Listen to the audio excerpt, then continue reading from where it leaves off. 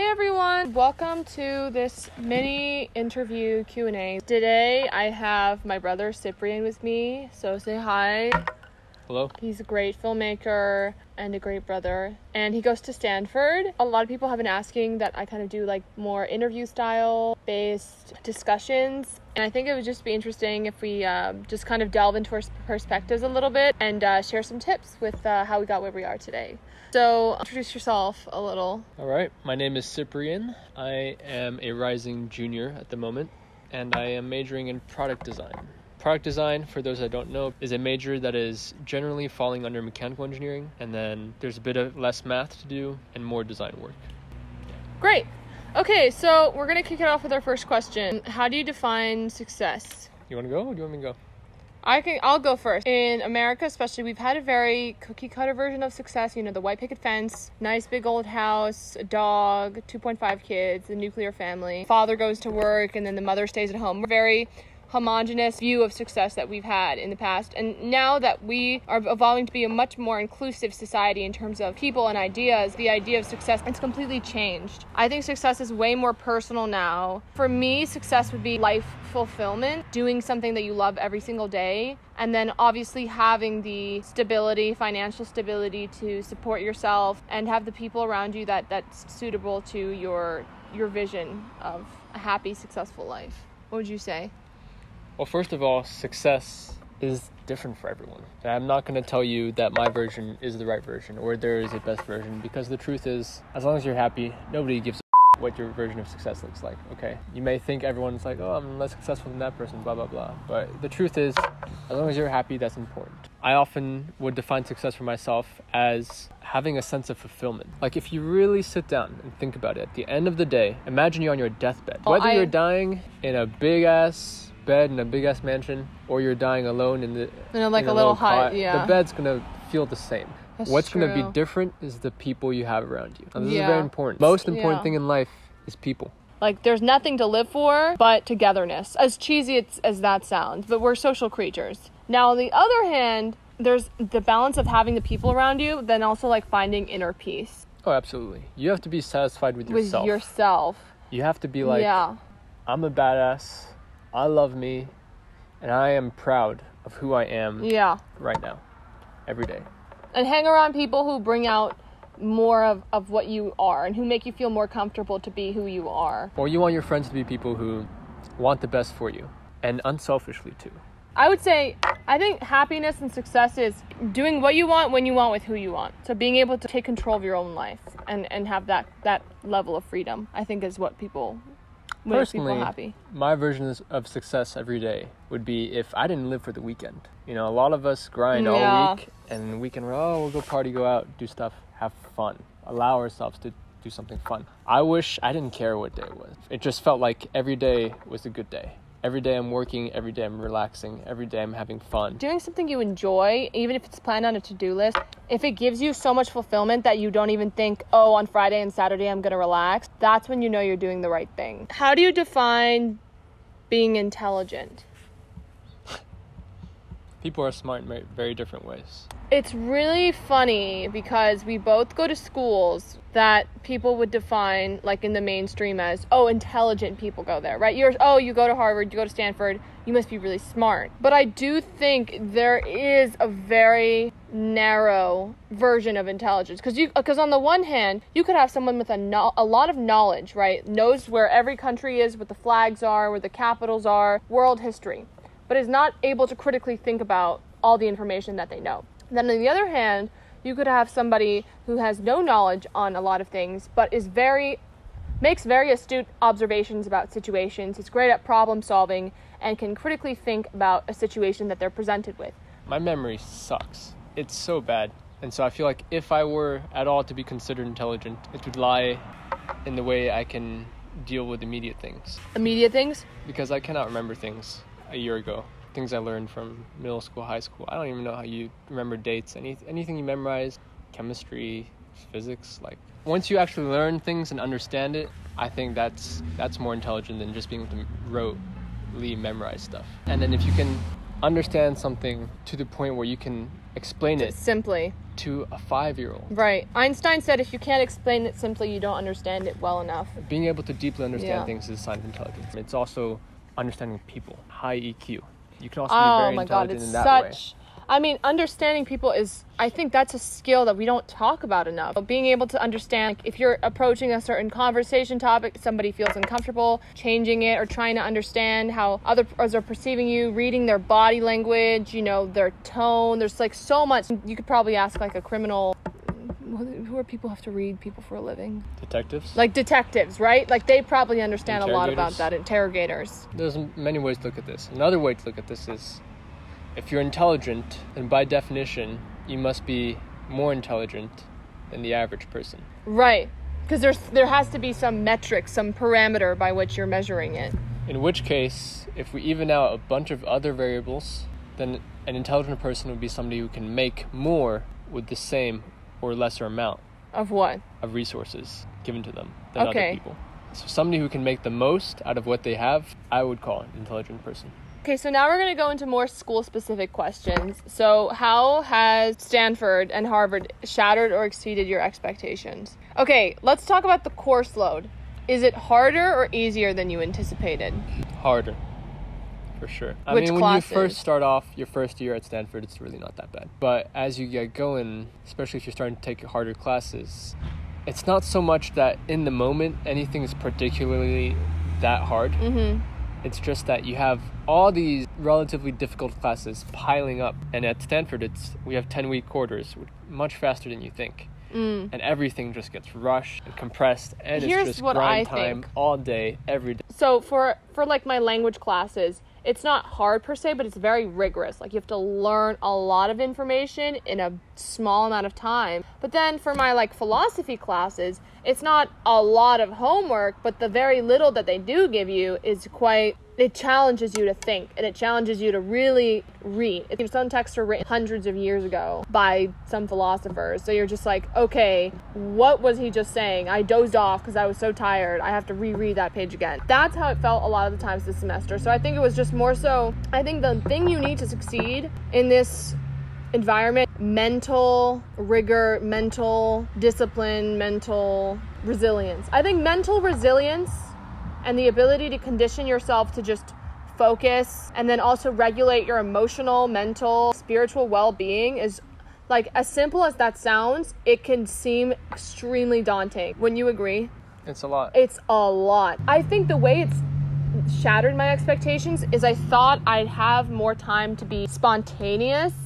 And that happened a lot at the beginning of the year, but as people gradually get more and more busy, it takes work to relax. It takes work to make plans with people, I find. There's so much cognitive work involved in trying to get the most out of the college process that exists outside of the classroom. I think where it exceeded it was all my professors are very, very passionate about what they do, and they're very willing to help students in and outside of the classroom, and all the TAs are excellent. Stanford has wonderful people.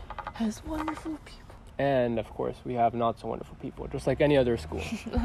I would agree with that. But I will say the people really, really make the place worth it. And if there's one skill you need to survive at a place like Stanford, that fast and just that can be completely overwhelming, it's the ability to get back up.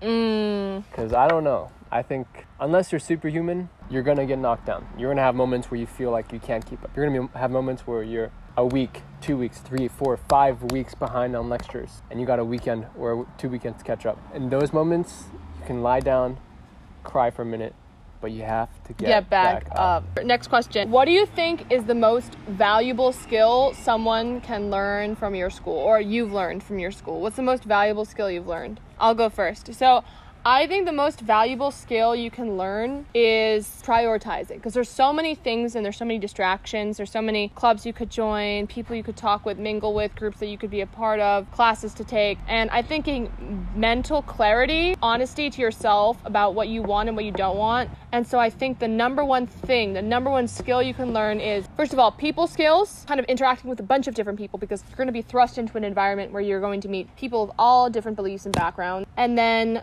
clarity. So those are the two skills I would say. What do you think? The most valuable skill I've learned at Stanford. Well, I would say for any college, this is the last chance where not only are you allowed to, but you will be expected to fail. And fail miserably at something new. Barely anybody knows who you are. Everybody's so worried about themselves to really care about how you're doing. If they see you fail for a moment, they're gonna remember it for like half a split second. There's so much going on. And then they'll never think of it again. So just go for it, okay? just go for it. Go for it. Try new things. Try things outside of your comfort zone. Liberate yourself from whatever you were before, whoever you were before, and just be who you want to be. Try things. And I have yet to do that. Honestly, I'm gonna be honest. I have yet to do that. Set yourself free. Set myself free. Set myself free. Set myself free. We set all these rules on ourselves. Oh, I have to do this. I have to be this. I have to do this. Don't break the law, though. Like, don't think like I'm gonna like rob a bank. Like, we're not encouraging. What is the biggest misconception people have about going to your school? This is a good question. There are no misconceptions. Everything you heard is true. Oh, the room was not true? Yeah. Okay. Olympians, athletes, we got them. CS nerds, sellouts, we got them. Fin bros, we also breed those. We have a lot of English majors and whatever, but they don't have that same brand you guys have. Oh my God. But honestly, I see where the stereotypes come from. Because... yeah, we have the art people, the art kids. They're there. No, but honestly, we have a lot of great people. I think the biggest misconception is that, like, people think that the food quality is... well, do people think that the food quality there is good? Well, here's the thing about any kids at any school, all right? Stanford, you're very guilty of this too. But you go to the school, and you can just complain about everything. You're saying, oh, they don't care about us. Oh, they're trash. Oh, the admin does this. But you know what? You virtually have no point of reference to any other school. That's true. That is very true.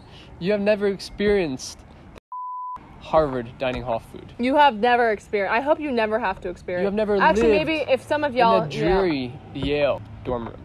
Or a rainy Oxford. Some of us have. Okay. But unless you have that point of reference, it's almost comical that you think our school is in shambles. That's true. Because I'm going to be honest, I've had some pretty good food in my life, and Stanford is pretty good. For all intents and purposes of nourishing your body and using it as fuel to keep going with the occasional very nice delicacies, it's nice. There was one time I was visiting another dining hall that wasn't the one I usually go to, okay? I go there, I get some food, and I sit down. And so there's like this weird like salmon ball. Salmon ball? Sometimes they have these dishes where they're pre-served on plates. What do you mean a salmon ball? It's like a meat patty but salmon, and it's kind of artisanal, and it comes with sauces, and the thing is like all pretty looking. Okay, sorry, go ahead. Okay, so then I'm sitting there. I have the salmon, and I'm eyeing across the room a fresh batch of like full-size salmon fillets, also on artisanal plates with dressing and everything done by the kitchen staff. It's coming out of the oven, and one of the staff sees this. Okay. So he comes up to me from behind the kitchen thing where I'm sitting at my table, and he says, "Would you like some salmon?" And I was like, "Sure, okay." And he goes to the back, takes the first fresh fillet off the batch, does the whole thing, and then brings it to me while I'm sitting there at my table. What a nice guy. Let me just say. I was very surprised too. But it was very nice. I'm convinced we're living in like two different realities here. I mean, that never happens, but it did happen. And the food, I mean, when they try, it's great. It's great. Okay, I will say, Harvard, you guys are great at desserts. There's been a few times where you guys have that brunch thing on Sundays. That's good. And the desserts. Yes. But the salad bar... if you're eating properly, you don't have space for desserts. Has too much sodium. What do you wish you knew before you first arrived at your school? How to study properly? Oh my God, yes. Learn that. Learn good study methods and optimize your time. Okay. And discipline. Yeah. Two most Those important. are the only two things I wish I learned before arriving. You must know how you're going to study for stuff and have discipline on how every day you can slightly improve your regimen, improve your schedule. Have things that you do every day, if that's meditation, if that's a little bit of reading, like something to help ground you and help you focus. Like a runner or somebody who plays a sport, right? They're not going to just go out into the fields before they have some mental thing that they do it before, or they have a warm-up, right? Going to college is a sport, and you need to learn the warm-up routines that'll keep you in tip-top shape here. And if I'm going to be honest, if you stay physically engaged as well, that's going to help you focus. Your time there is what you make of it. Don't expect the school to magically accommodate like what your expectations and desires and fantasies are. You need to put in the effort to make it the best of your experience, whether that's doing something out of your comfort zone to meet new people. Just imagine it's one big ocean. While you're at home, while you're in high school, you're sailing on a ship with your like family or your close community, right? In college, you're in the middle of the ocean and you're on your own, and maybe there are passerby or ships who are going to help you fish and whatnot, but you're on your own. Before college, a lot will be given to you on a platter. They'll tell you exactly what you need to do, and all you have to do is eat it. In college, nothing is given to you. Very little is given, but you have to fill your own platter. It's not going to be given to you. Oh, that's our video for today, guys. Thank you so much for watching. Thank you so much to my brother for offering his time to do this video. I really hope you guys enjoyed it. If you do enjoy it, subscribe to my channel for more content, like and share so we can give more people the chance to see content like this. And I'll put his information down below if you want to reach out to him. Thank you guys so much for watching, and I'll see you next time. Bye!